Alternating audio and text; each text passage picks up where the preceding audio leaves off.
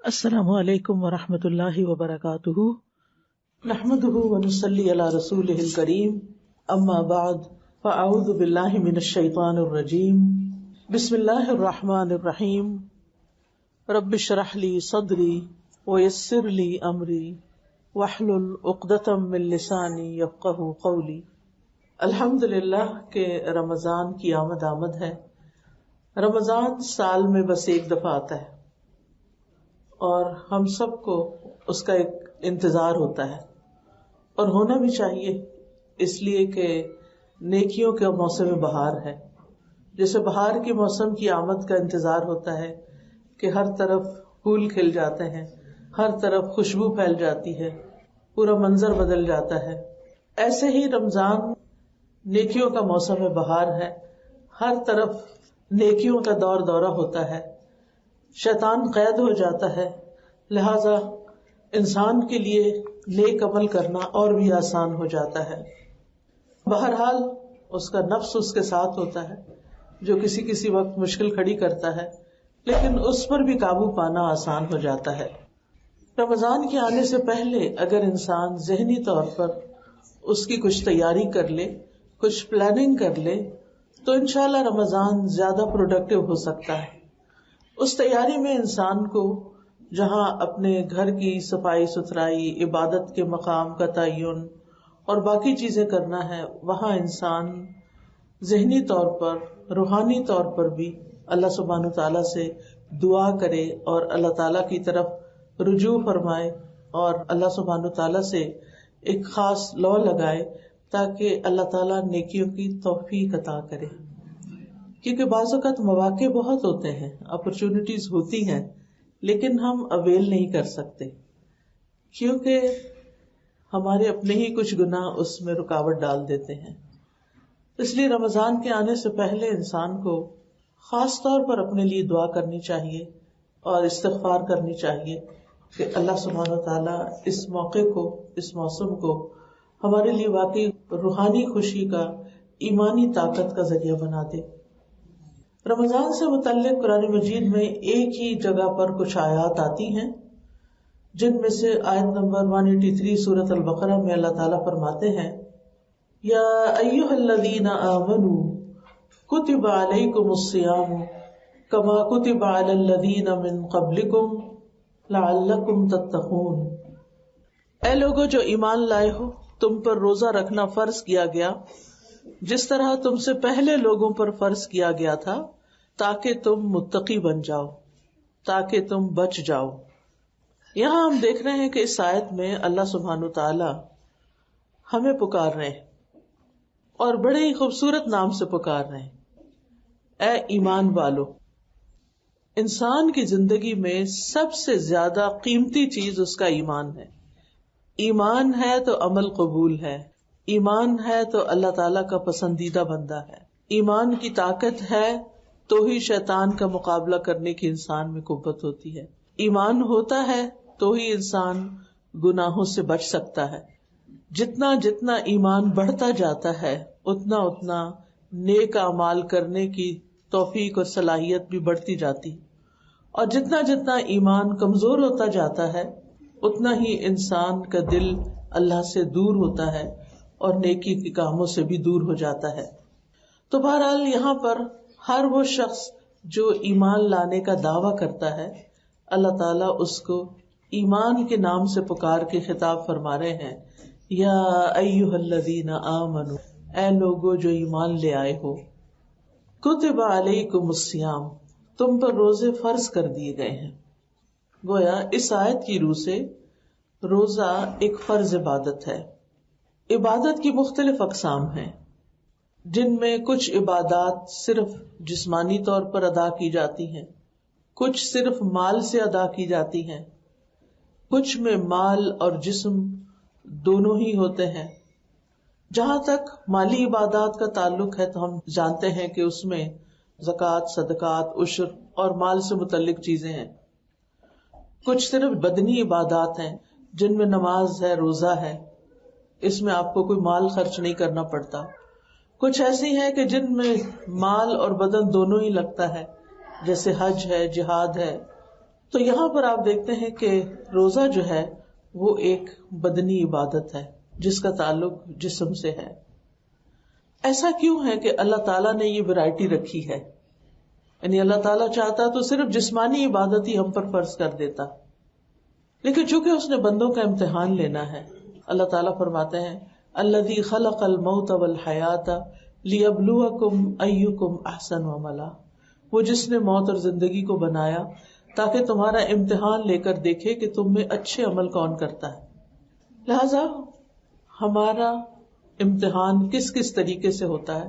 کبھی تو آزمائشوں کی شکل میں ہوتا ہے، انسان کے اوپر کوئی تکلیف آ جاتی ہے، کوئی بیماری ہوتی ہے، کوئی مالی پریشانی آ جاتی ہے، کوئی اولاد کی طرف سے پریشانی آ جاتی ہے، کوئی نیچرل ڈیزاسٹر ہو جاتا ہے. یعنی آزمائش کی کئی قسمیں ہیں، کوئی وبا پھیل جاتی ہے. لیکن کچھ آزمائشیں انسان کے مزاج کے مطابق بھی ہوتی ہیں. کچھ مزاج ایسے ہوتے ہیں کہ انہیں مال خرچ کرنا کچھ مشکل نہیں لگتا، کھلے دل کے کھلے ہاتھ کے لوگ ہوتے ہیں، ان سے کوئی بھی مانگے نہ مانگے بس وہ دینے ہی والے ہوتے ہیں، دیتے ہی چلے جاتے ہیں. ان کو دے کر اچھا لگتا ہے، ان کو کھلا کے اچھا لگتا ہے، ان کو غریبوں تک پہنچ کے اچھا لگتا ہے. اور ہم دیکھتے ہیں کہ ایسے بہت سارے لوگ ہوتے ہیں کہ جن کو اللہ تعالیٰ اس کی توفیق بھی دیتا ہے، یہ ان کے دل کی خوشی ہوتی. لیکن جتنا وہ اس فیلڈ میں آگے ہوتے ہیں، بعض اوقات دوسری طرف نماز پڑھنا ان کو بڑا ہی بھاری لگتا ہے. کئی لوگوں کے بارے میں آپ نے سنا ہوگا، کہتے ہیں کہ ویسے بہت اچھے ہیں، ہر ایک کا بڑا خیال رکھتے ہیں، ہر ایک کی ضرورت پوری کرتے ہیں، ہر ایک کے کام آتے ہیں، بہت پولائٹ ہیں، کوئی دھوکہ نہیں دیتے، کوئی بے ایمانی نہیں کرتے، ہر اچھی عادت ہے، لیکن بس نماز نہیں پڑھتے. اب یہ ان کا امتحان ہے، ان کے لیے نماز بڑی بھاری ہے. کچھ لوگ اس کے برعکس آپ دیکھیں، نمازیں پڑھیں گے، تہجد پڑھیں گے، مشکل کام کریں گے، لوگوں کی خدمت کے کام کریں گے، لیکن جہاں مال خرچ کرنے کی بات آئے تو ان سے گھر کی بنیادی ضروریات کے لیے بھی پیسہ نکلوانا مشکل ہوگا. ایسے بھی لوگ ہوتے ہیں. تو اس میں آپ دیکھیے کہ اب ایک ہی آزمائش مال سے ہو رہی ہے کہ اس کا دل تنگ ہے، اس سے مال خرچ نہیں ہو رہا. دوسرے کی آزمائش جو ہے وہ جسمانی قوت سے ہو رہی ہے. اور کچھ لوگ اس کے برعکس یہ دونوں کام ہی نہیں کرتے، کچھ کی آزمائش دونوں کے ساتھ ہی ہے. تو اللہ سبحانہ و تعالیٰ ہم سے کیا چاہتا ہے کہ جب اللہ تعالیٰ کا حکم آ جائے، اللہ تعالیٰ کا بلاوا آ جائے اور وہ تمہارے ایمان کو سامنے رکھ کر تم سے مطالبہ کرے اپنی عبادت کا، تو پھر تم کیا کرو؟ فوراً اللہ کی پکار پر لبیک کہو. اللہ تعالیٰ فرماتے ہیں یا ایھا الذین آمنوا استجیبوا للہ وللرسول اذا دعاکم لما یحییکم. اے لوگو جو ایمان لائے ہو، اللہ اور اس کے رسول کی پکار پر لبیک کہو جب وہ تمہیں اس چیز کی طرف بلاتے ہیں جس میں تمہارے لیے زندگی ہے، جو تمہیں زندگی بخشتی ہے. لہٰذا بہت ضروری ہے کہ ہم اللہ تعالیٰ کی پکار پر لبیک کہتے ہوئے اس رمضان کو بھی خوبصورتی کے ساتھ ویلکم کریں اور خوشی کے ساتھ تمام عبادات کے لیے تیار رہیں. رمضان میں اگرچہ فرض تو روزہ ہی ہے، لیکن روزے کے ساتھ ساتھ رات کی عبادت نفلی عبادت ہے، وہ فرض کے درجے میں نہیں ہے، لیکن وہ بھی نہایت پسندیدہ ہے. اسی لیے حدیث میں آتا ہے من صام رمضان ایمانا واحتسابا غفر له ما تقدم من ذنبه ومن قام رمضان ایمانا واحتسابا غفر له ما تقدم من ذنبه. جو رمضان کے روزے ایمان کے ساتھ اور ثواب کی نیت سے رکھتا ہے اس کے پچھلے گناہ معاف کر دیے جاتے ہیں، اور جو رمضان کی راتوں میں ایمان اور ثواب کی نیت سے قیام کرتا ہے اس کے بھی پچھلے گناہ معاف کر دیے جاتے ہیں. لہذا بہت ضروری ہے کہ ہم جہاں یہ ان عبادات کا اہتمام کریں، ایک دن کی عبادت ہے، ایک رات کی عبادت ہے، اور دونوں ہی بدنی عبادات ہیں، یعنی نماز کا تعلق بھی جسم سے ہے اور روزے کا تعلق بھی جسم کے ساتھ ہے. تو ان دونوں میں ہم اللہ سبحانہ و تعالیٰ کی پکار پر لبیک کہتے ہوئے اپنے آپ کو پیش کریں. پھر یہ کہ رمضان میں ہم سب یہ چاہتے ہیں کہ ہم ایسے کام کریں جن سے ہمارا رب ہم سے راضی ہو جائے. ویسے بھی بندہ مومن کی یہ طلب ہوتی ہے، تڑپ ہوتی ہے کہ وہ ایسے کام کر جائے کہ جس سے اس کا رب خوش ہو جائے. یہ ہر شخص کے دل کے اندر کہیں نہ کہیں چیز چھپی بھی ہوتی ہے. کچھ لوگوں کے اندر زیادہ ہوتی ہے، کچھ کے اندر کم، لیکن آخر ہم سب رب ہی کے بندے ہیں اور رب کی نعمتوں کو بھی دیکھتے ہیں اور ان کا شکر بھی ادا کرتے ہیں اور رب کو خوش بھی کرنا چاہتے ہیں. اور اسی لیے یہ دعا بھی سکھائی گئی ہے، ربی اوزعنی ان اشکر نعمتک التی انعمت علی وعلی والدی وان اعمل صالحا ترضاہ، کہ میں ایسا نیک عمل کروں کہ یا رب تو مجھ سے راضی ہو جائے. تو روزہ جو ہے ان اعمال میں سے ایک ہے کہ جن سے رب راضی ہوتا ہے. اللہ تعالیٰ فرماتے ہیں الصوم لی، روزہ میرے لیے ہے. اللہ کے ساری عبادات اللہ کے لیے، اور ہمیں کہنا بھی یہ چاہیے ان صلاتی و نسکی و محیایا و مماتی للہ رب العالمین. تو وہ ہم اپنی طرف سے کہتے ہیں کہ میری نماز، میرا جینا، میرا مرنا اللہ رب العالمین کے لیے ہے. لیکن روزے کے بارے میں خود اللہ تعالیٰ فرماتے ہیں کہ الصوم لی، روزہ خاص میرے لیے ہے، وہ انا اجزی بہ، اور میں اس کی جزا دوں گا.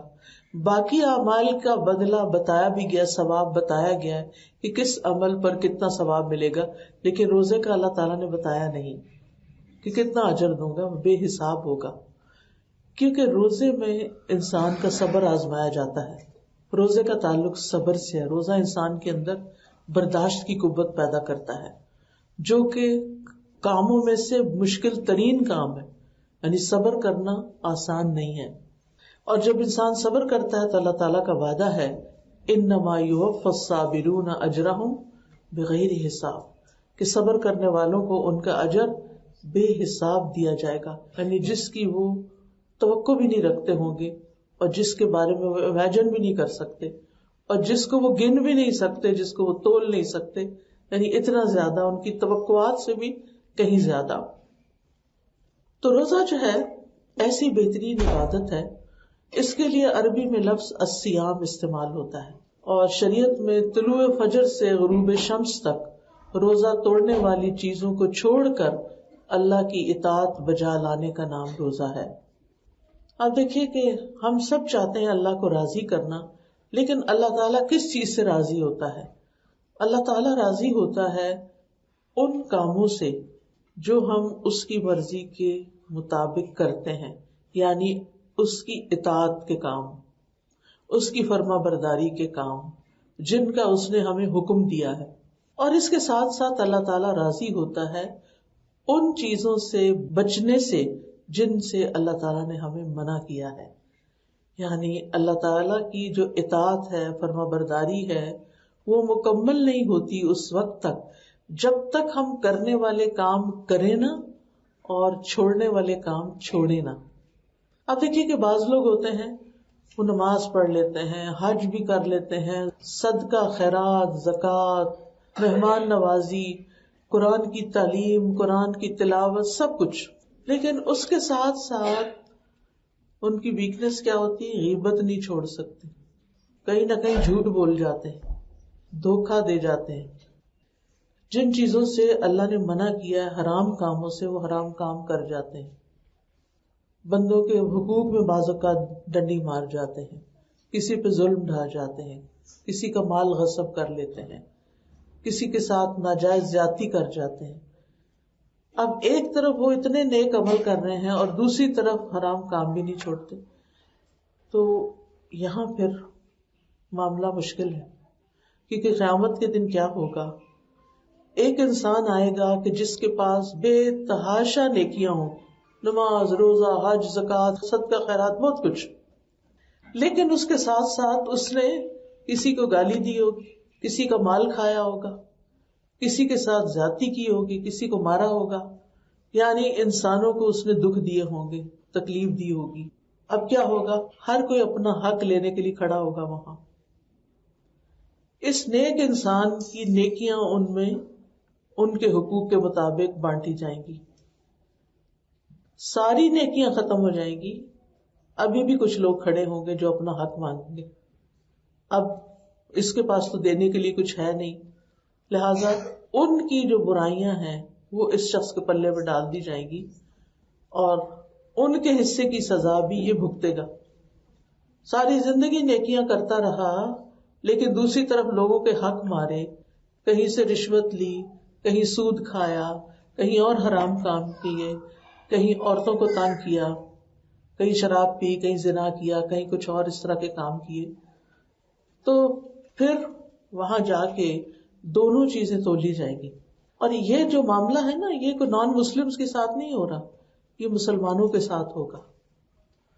آپ نے یہ تو پڑھا ہی ہوگا کہ جب لوگ جنت کی طرف جائیں گے تو پل صراط سے لازمی گزرنا ہوگا ان کو، اور دو چیزیں راستے میں ان کے رکاوٹ بنے گی، ایک امانت اور ایک رشتہ داری. اگر کسی نے امانتیں پوری نہیں کی اور کسی نے اپنی رشتہ داری نہیں نبھائی تو وہ آنکڑوں کی شکل میں اس شخص کو کھینچ لیں گی، یعنی آگے جنت کی طرف نہیں جانے دیں گی حتیٰ کہ وہ اس کی سزا بھگتے. اسی لیے کہتے ہیں نا کہ حقوق اللہ معاف ہو جاتے ہیں اور حقوق العباد معاف نہیں ہوتے جب تک بندے معاف نہ کریں. اور پھر اگر کوئی شخص گھسٹ گھسٹ کے پل پار بھی کر گیا تو آگے ایک اور پلی آئے گی چھوٹی، جس پر لوگوں کو روک لیا جائے گا جنت میں جانے سے پہلے. وہاں پر ان کے آپس کے معاملات ایک دوسرے سے صلح صفائی کرائے جائیں گے، دلوں کو صاف کیا جائے گا. روایت میں آتا ہے حتی اذا نقوا وحذبوا، یہاں تک کہ جب ان کو صاف کر لیا جائے گا اور ان کو مہذب بنا دیا جائے گا، صاف ستھرا کر کے جنت کے قابل بنا دیا جائے گا، پھر جنت میں انٹری ہوگی.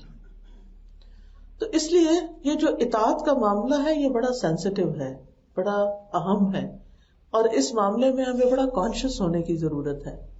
صرف نیکیاں کر لینا کافی نہیں، گناہوں سے بچنا بھی بے حد ضروری ہے.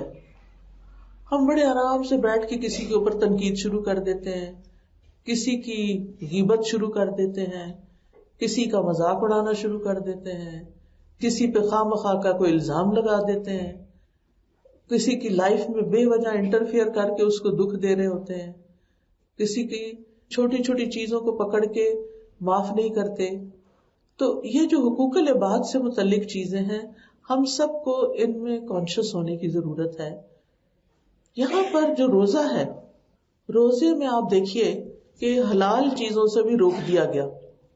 کھانا پینا حلال ہے ہمارے لیے جو مسلمان کھاتے ہیں، لیکن روزے کی حالت میں نہیں، سٹاپ، رک جاؤ، کچھ نہیں کھا سکتے ایک محدود وقت کے لیے. یعنی مثال کے طور پر اگر 10 گھنٹے کا روزہ ہے یا 11 گھنٹے کا روزہ ہے تو ان 10-11 گھنٹوں میں چاہے تمہیں کتنی بھوک لگی ہو، پیاس لگی ہو، تم کچھ نہیں کھاتے، رک جاتے. یہ اس بات کی ٹریننگ ہے کہ اگر اللہ کے حکم سے تم حلال سے رکے ہو تو پھر اللہ ہی کے حکم سے حرام سے بھی رک جاؤ، حرام کام بھی نہ کرو. جن چیزوں سے اللہ نے روکا ہے ان پر پابندی لگا دو کہ میں نے آج کے بعد نہیں کرنا، اور جو پیچھے ہو چکا ہے اس پہ توبہ کر لو، بندوں سے بھی معافی مانگ لو. یعنی اس دنیا میں ہمیں انا کا مسئلہ نہیں بنانا چاہیے. اگر ہمارا ضمیر ہمیں کہتا ہے کہ ہم نے کسی کے ساتھ زیادتی کی ہے تو سوری کرنے میں دیر نہیں لگانی چاہیے. کوئی بات نہیں، زیادہ زیادہ وہ کیا کہے گا کہ اچھا اب آ گیا ہے سوری کرنے، ڈانٹ ہی دے گا یا منع کر دے گا کہ میں نے نہیں معاف کرنا. کئی لوگ نہیں کرتے، لیکن دونوں طرف کے لیے بڑا ضروری ہے، معاف کرنے والے کو معافی دینی چاہیے. اللہ تعالیٰ فرماتے ہیں قرآن مجید میں الا تحبون ان یغفر اللہ لکم، کیا تم نہیں پسند کرتے کہ اللہ تمہیں معاف کر دے؟ تو اس لیے فلیعفوا ولیصفحوا، چاہیے کہ دوسروں کے قصور معاف کر دیں. تو روزے میں اللہ سبحانہ تعالیٰ نے جو آیت ہمیں دی ہے کہ یا ایھا الذین آمنوا کتب علیکم الصیام، اے لوگو جو ایمان لائے ہو تم پہ روزہ رکھنا، یعنی مخصوص چیزوں سے رک جانا فرض کیا ہے. کما کتب علی الذین من قبلکم، جیسے تم سے پہلے لوگوں پر فرض کیا گیا تھا. یعنی یہ روزے صرف تمہارے لیے فرض نہیں ہوئے بلکہ تمام امتوں میں جو تم سے پہلے گزری ان میں بھی فرض تھے. ان کا طریقہ کار میں کچھ نہ کچھ فرق ہو سکتا ہے لیکن روزے کا کانسیپٹ ہر جگہ موجود رہا ہے. مقصد کیا ہے اس کا؟ یعنی یہ صرف اس لیے نہیں تمہیں روزے رکھنے کو کہا گیا کہ تم بھوکے پیاسے رہو، بلکہ لعلکم تتقون، تاکہ تم بچ جاؤ. تتقون، تمہارے اندر تقوی پیدا ہو جائے. تتقون کا لفظ چاہیے تقوی سے ہے، اور تقوی کا لفظ وقایا سے ہے. وقایا کا مطلب ہوتا ہے کسی چیز سے پرہیز کرنا، بچنا. کس چیز سے بچنا؟ یعنی روزہ تمہارے اندر وہ طاقت پیدا کرتا ہے کہ جس کے ذریعے تم گناہوں سے بچ سکتے ہو. اور پھر جو شخص گناہوں سے بچ جائے وہ جہنم کی آگ سے بھی بچ جائے گا، وہ آخرت کے برے انجام سے بھی بچ جائے گا. آپ دیکھیں کہ کچھ عبادات میں کرنے کا حکم دیا گیا، اقیموا الصلاۃ وآتوا الزکاۃ، حکم دیا جا رہا ہے نماز قائم کرو. اور نماز قائم کرنے میں ہمیں سنت طریقے سے سب کچھ سکھا دیا گیا، کس طرح نماز کے شروع میں ہاتھ اٹھاؤ، کیسے ہاتھ باندھو، کیسے رکوع کرو، کیسے سجدہ کرو. کرو کرو کرو کرو. لیکن روزے میں کیا ہے؟ بچو بچو بچو. صرف کھانا پینا ہی نہیں چھوڑنا، بلکہ زبان سے ایسی باتیں بھی نہیں نکالنا کہ جو روزے کو خلل میں ڈالیں. نبی صلی اللہ علیہ وسلم نے فرمایا جس نے روزہ رکھ کر کھانا پینا تو چھوڑ دیا لیکن جھوٹ بولنا اور اس پر عمل کرنا نہیں چھوڑا، اللہ تعالیٰ کو اس بات کی کوئی حاجت نہیں کہ ایسا بندہ بھوکا پیاسا رہے. یعنی اللہ تعالیٰ کو کسی کے بھوک پیاس سے غرض نہیں. بھوکا پیاسا رکھنے کا اصل مقصد یہ ہے کہ انسان اللہ تعالیٰ کی ناپسندیدہ کاموں سے بھی رکے اور بچے. تو یہاں عبادت میں، نماز میں، زکوٰۃ میں، حج میں ریچول ادا کرنے کا حکم ہے. ہاں، حج میں ایک پارٹ آتا ہے احرام کا، جس میں جب احرام کی حالت میں ہوتا ہے انسان تو کچھ کاموں سے بچنا اور رکنا ہوتا ہے. نماز میں بھی ایک پارٹ آتا ہے کہ جب ہم اللہ اکبر کہہ لیتے ہیں، تکبیر تحریمہ کہہ لیتے ہیں، تو کچھ چیزوں کو چھوڑنا ہوتا ہے. کھا نہیں سکتے، باتیں نہیں کر سکتے، ادھر ادھر دیکھ نہیں سکتے، چل پھر نہیں سکتے، اس میں بھی کچھ پابندیاں ہیں. تو اس سے یہ پتہ چلتا ہے کہ ہمارا دین ہمیں اچھے انسان بنانا چاہتا ہے. اور اچھا انسان صرف وہ نہیں ہوتا جو صرف ظاہر میں آپ کے ساتھ اچھا ہو. اچھا انسان وہ ہے جو دل سے بھی آپ کا خیر خواہ ہو. کیونکہ ایک اور روایت میں آتا ہے الدین النصیحہ، دین سراسر خیر خواہی کا نام ہے. یعنی انسان دوسرے کے لیے خیر خواہ ہو. اسی وجہ سے ہمارے دین میں امر بالمعروف اور نہی عن المنکر کا کانسیپٹ ہے. امر بالمعروف کیا ہے؟ نیکی کا حکم دینا. اور نہی عن المنکر کیا ہے؟ برائیوں سے روکنا. یہ کیوں امپورٹنٹ ہے؟ تاکہ دوسرے لوگ اچھے کام کرتے رہیں اور برے کاموں سے بچتے رہیں، تاکہ ان کی آخرت خراب نہ ہو. چاہے وہ اپنے بچے ہیں، چاہے وہ اپنے بہن بھائی ہیں، چاہے وہ دوست ہیں، چاہے وہ معاشرے کے افراد ہیں، اگر اچھے طریقے سے، احسن طریقے سے وہ ایک دوسرے کو خیر میں مدد دیں گے. تعاونوا علی البر والتقوی، نیکی اور تقوی کے کاموں میں ایک دوسرے سے تعاون کریں گے. اور ولا تعاونوا علی الاثم والعدوان، اور گناہ اور زیادتی کے کاموں میں ایک دوسرے سے تعاون نہیں کریں گے. تو یہ دراصل حقیقی معنوں میں خیر خواہی ہے، دوسرے کا بھلا کرنا ہے. تو یہ ایک خاص اسپرٹ ہے جو اسلام اپنے فالوورز کے اندر پیدا کرنا چاہتا ہے. اسی طرح نقصان سے بچنے کے لیے قرآن مجید میں جو طریقے بتائے گئے ہیں وہ سورۃ العصر میں بیان ہوئے ہیں. اللہ تعالیٰ فرماتے ہیں والعصر ان الانسان لفی خسر، قسم ہے زمانے کی، بے شک انسان نقصان میں ہے. الا الذین آمنوا وعملوا الصالحات وتواصوا بالحق وتواصوا بالصبر، سوائے ان لوگوں کے، یعنی نقصان سے صرف وہی لوگ بچیں گے جو یہ 4 کام کریں گے، اور چاروں کریں گے. ان میں سے پہلا کام کیا ہے؟ الذین آمنوا، ایمان لے آئے، الحمدللہ ایمان والے ہیں. وعملوا الصالحات، اور انہوں نے نیک عمل کیے. اللہ کا شکر ہے کہ نیک عمل کرنے کی طرف ایک محبت ہے. اسی محبت میں ہم سب یہاں بیٹھے ہیں، یا اسی محبت میں رمضان کا انتظار کر رہے ہیں، اور اسی محبت میں رمضان کی راتوں میں بڑی شوق اور محبت کے ساتھ نمازوں کے لیے نکلتے ہیں. لیکن اتنا کافی نہیں، یعنی صرف ایمان لا کر نیک عمل کرنا کافی نہیں، بلکہ وتواصوا بالحق وتواصوا بالصبر، ایک دوسرے کو حق کی تلقین کرنا اور ایک دوسرے کو صبر کی تلقین کرنا بڑا ضروری. حق کیا ہے؟ حق وہ ہے جو اللہ نے اتارا ہے. اس کا اپوزٹ کیا ہوتا ہے؟ باطل. حق وہ سچائی ہے، وہ سچی تعلیمات ہیں، وہ سچا دین ہے جو اللہ تعالیٰ نے نازل کیا ہے.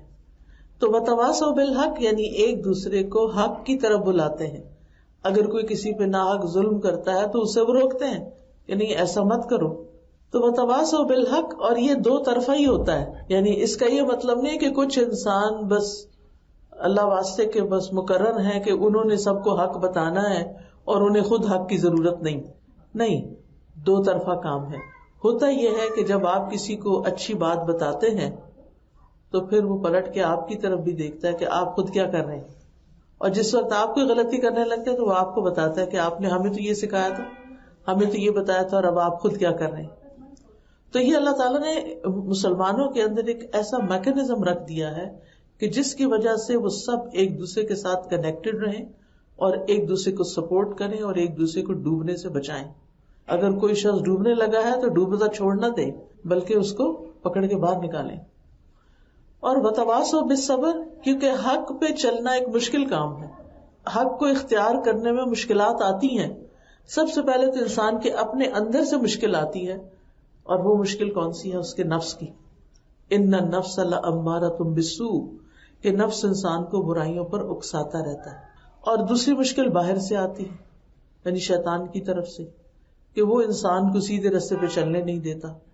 لہذا ہمیں بندوں کی ضرورت ہوتی ہے، صحبت صالح کی ضرورت ہوتی ہے، ہمیں ایک دوسرے کی سپورٹ چاہیے ہوتی ہے. تو اسلام نے ایک سپورٹ سسٹم ہمارے دین کے اندر رکھا ہے اللہ تعالیٰ نے، کہ اگر کوئی شخص گھبرا جائے، اگر کوئی شخص دین سے دور ہونے لگے، اگر کوئی شخص غم اور دکھ اور پریشانی میں مبتلا ہو کر مایوس ہونے لگے تو اس کو چھوڑ نہ دو، بلکہ اس کو صبر کی تلقین کرتے ہوئے اس مشکل سے اس کو باہر نکالو. تو یہ اتنا خوبصورت دین ہے جس نے دنیا میں رہنے کا طریقہ بھی سکھایا اور آخرت کے نقصان سے بھی بچنا سکھایا. تو بہرحال روزہ جو ہے وہ اسلام کی ایک فرض عبادت ہے، اسلام کی بنیاد ہے، اور گزشتہ امتوں پر بھی یہ فرض تھے. اور پھر یہ روزہ اسلام کی ایک مضبوط رسی ہے، اور ایک حدیث کے مطابق اسلام کا ایک تہائی حصہ ہے. اور پھر ایک موقع پر آپ صلی اللہ علیہ وسلم سے پوچھا گیا کہ کون سا عمل افضل ہے؟ آپ نے فرمایا اپنے اوپر روزے کو لازم کر لو، کیونکہ روزے جیسا کوئی عمل نہیں. یعنی رمضان کے علاوہ بھی ہمیں روزے رکھتے رہنا چاہیے. روزے کو ڈھال بھی بتایا گیا کہ یہ گناہوں سے روکتا ہے انسان کو اور جہنم کی آگ سے بھی بچانے والا ہے. اور پھر بطور ڈھال روزہ مومن کے قلعوں میں سے مضبوط قلعہ ہے، خیر کا دروازہ ہے، اور اللہ کے عذاب سے بچاؤ کی ایک ڈھال ہے. ایک اور چیز جو اس سلسلے میں یاد دہانی کرانا چاہوں گی وہ یہ کہ روزہ ایمان اور ثواب کی نیت سے رکھنا چاہیے. ایمان کے ساتھ رکھتا ہے یعنی پورے شعور کے ساتھ اور اس کو اپنے اوپر فرض سمجھتے ہوئے، یہ تو ہو گیا کہ یہ تو رکھنا ہی رکھنا ہے چاہے کچھ بھی ہے. لیکن دوسری طرف ثواب کی نیت بھی رکھنی چاہیے کہ اللہ تعالیٰ ہمیں اس پر اجر عطا کرے، کیونکہ جب ثواب کی نیت ہوگی، ثواب کی طرف دھیان ہوگا، کام کرنا آسان ہوگا. جس کام پر انسان کو یہ تسلی ہوتی ہے کہ مجھے اس کے بعد کچھ ملنے والا ہے تو وہ کام اس کے لیے آسان ہوتا ہے، اس کے لیے صبر کرنا بھی پھر آسان ہو جاتا ہے. تو بہرحال روزے کا اجر جو ہے وہ اللہ کی ذمہ ہے، اور اللہ سبحانہ وتعالیٰ اس پر کتنا اجر دے گا یہ تو اس نے سرپرائز رکھا ہوا ہے. قیامت کے دن ہی انسان کو پتا چلے گا کہ اس نے جتنے روزے رکھے تھے اس پر اس کی کیسی کیسی قدردانی کی گئی. پھر اسی طرح یہ ہے کہ اگر کوئی شخص روزے کی حالت میں فوت ہو جاتا ہے تو اس کے لیے جنت کا وعدہ ہے کہ وہ جنت میں داخل ہوگا. پھر قبر میں بھی روزہ مومن کی حفاظت کرتا ہے، یعنی قبر کا عذاب اگر آنے لگے تو روزہ ڈھال بن جاتا ہے، اس کو آنے نہیں دیتا. قیامت کے دن روزہ سفارش کرے گا، روزہ کہے گا اے میرے رب، میں نے دن کے وقت اسے کھانے اور خواہشات کی تکمیل سے روکے رکھا، لہٰذا اس سے متعلق میری سفارش قبول فرما. پھر یہ کہ روزے دار کے لیے جنت کا ایک مخصوص دروازہ ہوگا، اور پھر خاص اعزاز اور اکرام بخشا جائے گا ان لوگوں کو جنہوں نے اللہ کی خاطر اپنی خواہشات کو کنٹرول کر لیا، اپنے آپ کو روک لیا، کھانا پینا چھوڑ دیا، اور جب ان کے دل میں کوئی غصہ بھی آیا اور کسی کے خلاف بات کرنے کا دل بھی چاہا تو انہوں نے اپنے آپ کو روک لیا. اور اس میں آپ دیکھیے کہ روزے کی حالت میں صرف حرام چیزیں ہی نہیں چھوڑنی ہوتی، بلکہ لغو، بےہودہ، فضول چیزیں جو ہیں ان کو بھی چھوڑنا ہوتا ہے. اول تو یہ کہ جو لوگ دن کو بھی قرآن پڑھتے ہیں اور کچھ آرام کیا جاتا ہے تو ٹائم تھوڑا لمیٹڈ ہی ہوتا ہے انسان کے پاس، زیادہ سوشلائزنگ کا وقت نہیں ہوتا دن کے وقت. کافی پارٹیز اور باقی جو بھی لوگوں کو میل ملاقات کے پوائنٹس ہوتے ہیں وہ سب بند ہو جاتے ہیں، انسان کا رخ اللہ سبحانہ وتعالیٰ کی طرف ہو جاتا ہے. لیکن پھر بھی یہ ہے کہ کہیں نہ کہیں انسان کے پاس ایسی چیز آ جاتی ہے کہ جہاں وہ بے مقصد اور فضول چیز کوئی کرے. تو ہمیں روزے کی حالت میں بے مقصد کام کرنے سے بھی روکا گیا ہے. وہ مومن جن کو اللہ سبحانہ وتعالیٰ نے بخشش کا وعدہ کیا ہے، کامیابی کا وعدہ کیا ہے، ان کی صفات قرآن مجید میں آتی ہیں سورۃ المومنون میں. قد افلح المؤمنون الذین هم فی صلاتهم خاشعون والذین هم عن اللغو معرضون. یقیناً فلاح پا گئے وہ مومن جو اپنی نمازوں میں خشوع اختیار کرتے ہیں، اور وہ مومن جو لغو سے پرہیز کرتے ہیں. لغو سے اعراض برتے. لغو کیا؟ فضول باتیں، ایسے راہ چلتے کسی بھی تبصرہ کرنا، بیکار کی باتیں، ایک ہی بات کو بار بار ریپیٹ کرنا، بے مقصد یعنی بغیر مقصد کے باتیں کرتے چلے جانا. تو روزے کی حالت میں صرف پیٹ کا روزہ نہیں ہونا چاہیے، زبان کا بھی روزہ ہونا چاہیے، نگاہ کا بھی روزہ ہونا چاہیے، کانوں کا بھی روزہ ہونا چاہیے. یعنی صرف آپ خود نہیں رکیں کسی کی برائی کرنے سے، بلکہ اگر کوئی کر رہا ہے تو اس کو بھی چپ کرائیں کہ بھئی میں روزے سے. اسی لیے کہا گیا کہ کسی سے لڑائی نہ کرو. اگر کوئی خود لڑنے آ جائے تو کیا کہو؟ انی امرؤ صائم، کہ میں تو بھئی ایک روزہ دار انسان ہوں، میں تم سے لڑائی نہیں کر سکتا. اور پھر یہ کہ ہم نے روزے سے حاصل کیا کرنا ہے. روزے سے ہم نے تقویٰ حاصل کرنا ہے. یہ وجہ بتائی گئی لعلکم تتقون. ہمارے دین میں تقویٰ ہر چیز کی بنیاد ہے، اور تقویٰ جو ہے ہمارے کاموں کو خوبصورت بنانے والا ہے. نبی صلی اللہ علیہ وسلم سے پوچھا گیا لوگوں میں سب سے زیادہ معزز کون ہے؟ آپ نے فرمایا لوگوں میں سب سے زیادہ معزز وہ ہے جو ان میں سب سے زیادہ تقویٰ والا ہو. اور یہ تقویٰ پیدا کیسے ہوتا ہے؟ جب روزہ دار کھانا پینا جماع اور ایسی چیزوں کو چھوڑ دیتا ہے جنہیں اللہ نے روزے کی حالت میں کرنا حرام کیا ہے، اور وہ ثواب کی وجہ سے اور اللہ کا قرب چاہنے کے لیے چھوڑتا ہے، تو یہ چھوڑنا جو ہے یہی دراصل تقویٰ ہے.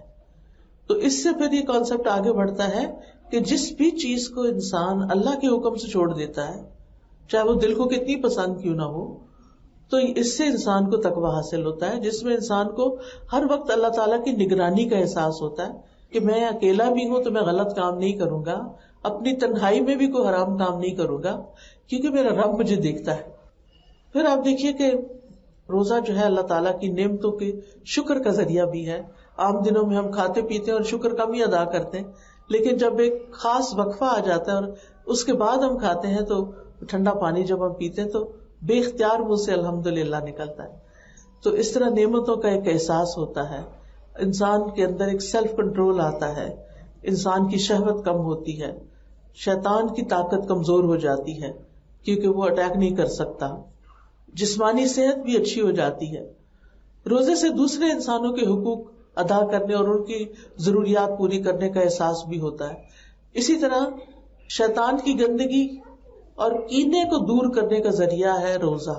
حدیث میں آتا ہے کہ جس نے صبر کے مہینے یعنی رمضان کے روزے اور ہر مہینے کے 3 روزے رکھے وہ ایسا ہے جیسے وہ ہمیشہ ہی روزے سے ہے، اور اس سے سینے کا کینہ دور ہو جاتا ہے، یعنی دل کے اندر کا بغض اور نفرت اور دوسروں کے لیے برے خیالات. ابو ذر کہتے ہیں میں نے پوچھا سینے کا کینہ کیا ہے؟ فرمایا شیطانی گندگی. یعنی شیطان ہر وقت لا لا کے نا ہمارے دل میں وسوسے ڈالتا رہتا ہے، لوگوں کے بارے میں بدگمان کرتا ہے اور بہت سی چیزوں کو برا کر کے دکھاتا ہے، لوگوں کے بارے میں شکوک و شبہات میں ڈالتا ہے، دین کے بارے میں شکوک و شبہات میں ڈالتا ہے. یعنی خاص طور پر جب انسان کی زندگی میں کوئی مشکل آتی ہے اور وہ دعائیں کرتا ہے، نمازیں پڑھتا ہے، تو انسان سوچتا ہے کہ کیا فائدہ وہ دعا کرنے کا، یا کیا فائدہ وہ نمازیں پڑھنے کا، ہماری مشکل تو آسان ہوئی نہیں. تو بات یہ ہے کہ یہ تو ویسے ہی اللہ کا حق ہے کہ ہم اس کی عبادت کریں. دعا تو عبادت کی نچوڑ ہے اور نماز بھی اللہ تعالیٰ کی عبادت ہے. یہ اس لیے تھوڑی پڑھی جاتی ہے کہ اس کے بعد ضرور ہماری مرضی مانی جائے. یہ تو ویسے ہی اللہ کا حق ہے. اللہ نے پہلے جو نعمتیں دے رکھی ہیں ان کی شکر گزاری ہے. تو جو لوگ چاہتے ہیں کہ شیطان کی شر سے محفوظ رہیں اور اس کے وسوسوں سے محفوظ رہیں، ان کے لیے روزہ بہت ہی بہترین عبادت ہے. اس کے لیے ایک اور دعا بھی میں آپ سب کو بتانا چاہوں گی کہ جب بھی آپ کا دل بوجھل ہو اور آپ کے دل میں پلٹ پلٹ کے کوئی خاص خیال آ رہا ہو اور وہ آپ کو تنگ کر رہا ہو، کیونکہ عام طور پہ ہمیں کسی سے اگر کوئی شکایت ہوتی ہے یا کسی کے بارے میں ڈر ہوتا ہے کہ یہ ہمیں نقصان دے گا، تو ایسے خوف آ جاتا ہے دل میں اور انسان بار بار اسی کے بارے میں سوچنا شروع کر دیتا ہے. تو اس میں ضروری ہے کہ انسان ایسی حالت میں اللہ سبحانہ وتعالیٰ کی طرف رجوع کرے اور شیطان کی شر سے پناہ طلب کرے. تو یہ دعا جو ہے اعوذ باللہ السمیع العلیم من الشیطان الرجیم من ہمزہ ونفخہ ونفثہ، یہ 3 دفعہ پڑھ کے اپنے دل کے اوپر تھپ تھپ تھپ ایسے کر کے تھتکارے. تو انشاءاللہ سینے کے اندر جتنی بھی جکڑن ہے، پکڑن ہے، وسوسے ہیں، خیالات ہیں، انگزائٹی ہے، سٹریس ہے، وہ نکلنا شروع ہو جاتا ہے. کیونکہ شیطان اس دعا سے بھاگتا ہے، ڈرتا ہے، یعنی وہ اس کے اوپر کوڑوں کی طرح برستی ہے، خاص طور پر جب آپ اس کو تھوکتے ہیں. آپ کے پاس ایاک نستعین کتاب ہوگی، اس میں ایک چیپٹر ہے وسوسوں سے بچنے کی دعائیں، اس میں یہ دعا لکھی ہوئی ہے. نماز کے اندر بھی آپ پڑھ سکتے ہیں اور نماز کے علاوہ بھی دن کا کوئی ایک وقت مقرر کر لیں. زیادہ تکلیف ہے تو دن میں 2-3 دفعہ کر لیں. تو اس لیے بہت ضروری ہے کہ یہ جو رمضان کا مہینہ آ رہا ہے اس سے ہم نے میکسیمم فائدہ اٹھانا ہے اور عبادت یعنی روزہ تو رکھ کے عبادت کرنی ہے. روزے کے اندر سے تمام ایسی چیزیں جو روزے میں خلل ڈالنے والی ہیں ان کو نکالنا ہے. لڑائی جھگڑا، فتنہ فساد، غیبت، جھوٹ، چگلی وغیرہ، زبان کے گناہ، لوگوں کے ساتھ زیادتی، بدگمانی، یہ چیزیں بھی اپنی زندگی سے نکالنی. اور اس کے ساتھ ساتھ یہ کہ نیکیاں، اس سے ہمارے نفس کا تزکیہ بھی ہوتا ہے. اور تزکیہ 2 چیزوں سے مل کے بنتا ہے، ایک تخلیہ اور ایک تحلیہ. تخلیہ ہوتا ہے خالی کرنا، یعنی اپنے دل کو علائشوں سے صاف کرنا، اپنی زندگی کو گناہوں سے نکالنا. اور پھر تحلیہ ہوتا ہے بیوٹیفائی کرنا، اڈورن کرنا، تو پھر اچھی اچھی نیکیوں سے اپنے آپ کو زینت بخشنا، خوبصورت بنانا. کیونکہ نیکی انسان کو خوبصورت بناتی ہے اور گناہ انسان کے لیے نحوست کا باعث ہوتے ہیں. اللہ تعالی ہمیں سب کو اس سے محفوظ رکھے. وآخر دعوانا ان الحمد للہ رب العالمین. میں چھوٹی سی دعا کر لیتی ہوں، اس کے بعد اگر آپ کا کوئی کوشچن ہو تو آپ کر سکتے ہیں. سبحان اللہ والحمد للہ ولا الہ الا اللہ واللہ اکبر ولا حول ولا قوة الا باللہ العلی العظیم. اللہم صلی علی محمد وعلی آل محمد کما صلیت علی ابراہیم وعلی آل ابراہیم انک حمید مجید. اللہم بارک علی محمد وعلی آل محمد کما بارکت علی ابراہیم وعلی آل ابراہیم انک حمید مجید. ربنا آتنا فی الدنیا حسنہ وفی الآخرۃ حسنہ وقنا عذاب النار. ربنا لا تزغ قلوبنا بعد اذ ہدیتنا وہب لنا من لدنک رحمہ انک انت الوہاب. ربنا ہب لنا من ازواجنا وذریاتنا قرۃ اعین واجعلنا للمتقین اماما. یا حی یا قیوم برحمتک استغیث، یا حی یا قیوم برحمتک استغیث. یا رب العالمین، یا ارحم الراحمین، یا ذا الجلال والاکرام، یا من بیدہ ملکوت السماوات والارض. یا اللہ تو ہم سب پر اپنی رحمت نازل فرما. اس آنے والے رمضان کو ہمیں بھرپور طریقے سے گزارنے کی توفیق عطا فرما. اللہ ہمارے سارے روزے ایسے ہوں کہ ہم ہر اس چیز سے بچیں جس کو تو ناپسند کرتا ہے. یا اللہ ہمیں رمضان میں زیادہ سے زیادہ نیکیاں کمانے کی توفیق عطا فرما، برائیوں کو چھوڑنے کی توفیق عطا فرما.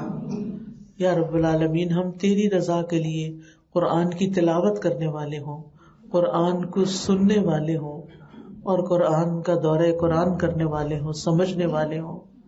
یا اللہ ہمارے لیے پڑھنا، سننا، سمجھنا آسان فرما دے یا رب العالمین. ہم زیادہ سے زیادہ رمضان میں دعائیں کرنے والے ہوں، ہمارے لیے دعا کرنا آسان فرما دینا یا رب العالمین. ہم رمضان میں زیادہ سے زیادہ صدقہ خیرات کرنے والے ہوں.